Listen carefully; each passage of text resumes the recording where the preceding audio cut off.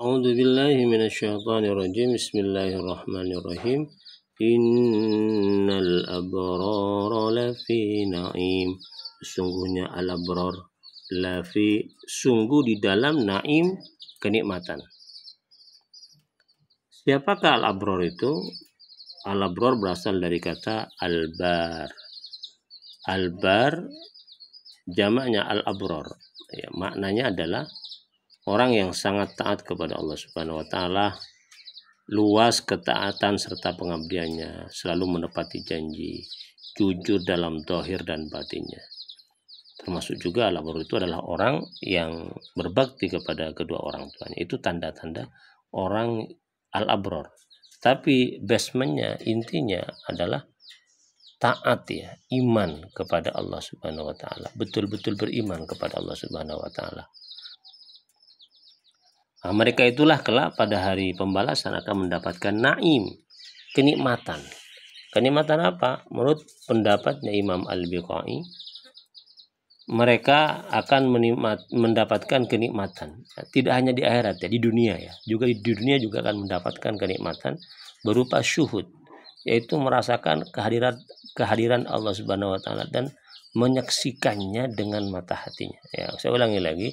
Jadi al-abrar itu orang-orang yang betul-betul beriman kepada Allah, yang dalam praktek kehidupan sehari-harinya itu jujur orangnya, banyak berbakti kepada orang tuanya, melayani sesama, taat terhadap seluruh perintah Allah. Itu di dunia juga sudah mendapatkan kenikmatan menurut pendapatnya Imam Al-Biqai berupa syuhud, yaitu merasakan kehadiran Allah Subhanahu wa taala dan menyaksikannya dengan mata hatinya. Nah, kelak kalau pada hari pembalasan, pada hari kebangkitan, jelas kenikmatan yang Allah berikan lebih terasa lagi, lebih luas lagi. Wa innal fujjara lafi jahim. Dan sesungguhnya al-fujjar, orang-orang yang durhaka, yaitu orang-orang yang kafir, ya, yang kekafirannya itu sudah mendarah daging ini, ya, mendarah daging. Lafi jahim, mereka akan berada di dalam neraka jahim. Yaslaunaha yaumaddin, dan mereka akan memasuki akan jahim yaumaddin, pada hari pembalasan.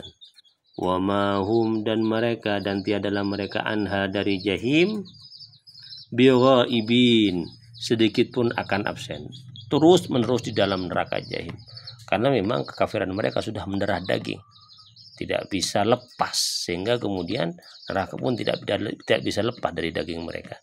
Kalau cuma dosa kecil, ya dosa besar, ya. Selain dosa syirik, dosa kafir, itu masih ada kemungkinan besar untuk lepas dari api neraka.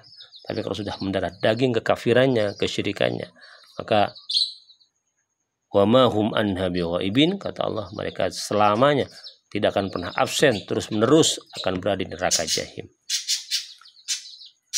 Wa ma adraka ma yaumuddin, dan wama, dan apa, adraka, yang membuatmu tahu, ma yaumuddin, apa hari pembalasan itu. Kaitu menuju kepada siapapun manusia, termasuk Nabi Muhammad SAW. Tahukah kamu apa hari pembalasan itu? Hari kiamat, neraka, dan surga, dan segala macam yang terangkum dalam hari pembalasan. Summa ma adraka ma yaumuddin, ini penegasan. Kemudian, tahukah kamu, apa yang membuat kamu tahu tentang hari pembalasan itu? Itu artinya apa? Tidak ada seorang pun yang betul-betul tahu secara utuh tentang segala hal yang berkaitan dengan hari pembalasan, baik itu surga, baik itu neraka, keadaan padang mahsyar. Gak ada. Kenapa? Karena memang kejadian itu, hal-hal yang apa di dalamnya itu ma la ainun ra'at wala udunun sami'at, tidak pernah terdengar oleh manusia, tidak pernah terlihat oleh manusia, dan tidak pernah terbayang dalam pikiran mereka. Semuanya jauh dari apa yang dibayangkan. Termasuk Nabi Muhammad tidak tahu secara utuh tentang hari pembalasan tersebut, apalagi selain Nabi Muhammad. Jadi hanya Allah yang tahu. Ini menunjukkan betapa dahsyatnya hari pembalasan itu, sehingga ia berada di luar jangkauan nalar manusia. Dahsyatnya kenikmatannya dan juga dahsyatnya siksaannya. Allah memberikan bocoran sedikit informasi tentang hari pembalasan itu pada ayat setelahnya. Yauma la tamliku, pada hari la tamliku, tidak memiliki, tidak kuasa. Nafsun, setiap orang, linafsin, pada orang lain, syai'an, sedikit pun, wal amru, dan segala urusan, semua kekuasaan dan kekuatan, yauma idin, pada hari kiamat itu, lillahi, adalah milik Allah Subhanahu wa taala.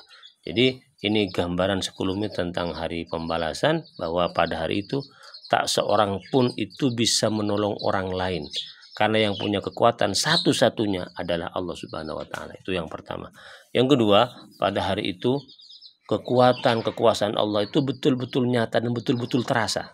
Beda dengan dalam kehidupan dunia, di mana kekuatan Allah, kekuasaannya itu kadang tidak terasa oleh sebagian manusia, karena mungkin karena terhijab oleh kekuatan-kekuatan lain yang nampak terasa di mata manusia. Kelak pada hari kiamat, seluruh kekuatan-kekuatan yang ada itu oleh Allah dilemahkan, ditiadakan, sehingga kemudian hanya kekuasaan Allah yang betul-betul nampak di depan mata manusia. Bahkan tak seorang pun itu punya inisiatif untuk bisa membantu orang lain, karena sudah merasa tidak punya apa-apa, tidak punya kekuatan apa-apa. Pertanyaannya, apa kemudian kelak pada hari kiamat tidak ada orang yang bisa membantu orang lain? Atau dalam bahasa populernya, adakah syafaat kelak pada hari kiamat?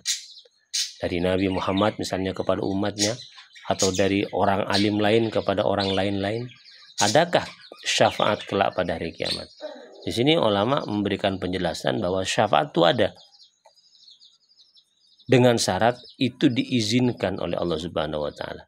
Yauma la tanfa'u syafa'atu indahu illa liman adinalah. Kelak pada hari kiamat tidak ada bantuan dari satu orang kepada orang lain kecuali atas izin Allah Subhanahu wa taala. Semua orang lemah, tapi kalau Allah mengizinkan kepada orang lain itu, kepada seseorang, misalnya Nabi Muhammad, untuk membantu umatnya, maka segalanya serba mungkin karena Allah sudah mengizinkannya. Demikian akhir dari tafsir surat At-Takwir. Semoga bermanfaat. Wallahu a'lam bishawab.